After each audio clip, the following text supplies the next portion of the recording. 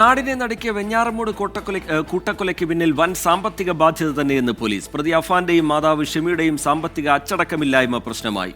കേസിലെ കുറ്റപത്രം പോലീസ് ഉടൻ സമർപ്പിക്കും.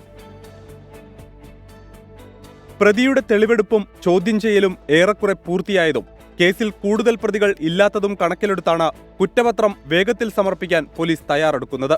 കൊലപാതകങ്ങൾക്ക് പിന്നിൽ വൻ സാമ്പത്തിക ബാധ്യത തന്നെയെന്ന് ഉറപ്പിക്കുന്ന പോലീസ് അഫാന്റെയോ മാതാവിന്റെയോ കൈവശം ₹1 പോലും ഉണ്ടായിരുന്നില്ലെന്നും വ്യക്തമാക്കുന്നു.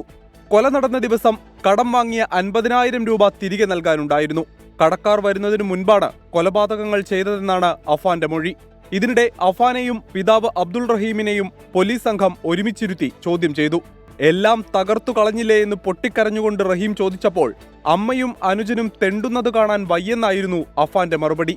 അതേസമയം കൂട്ടക്കൊലയ്ക്ക് അഫാനെ ഒരു സിനിമ പ്രേരിപ്പിച്ചു എന്ന പ്രചാരണം തെറ്റാണെന്നും പോലീസ് വ്യക്തമാക്കുന്നു. 24 തിരുവനന്തപുരം.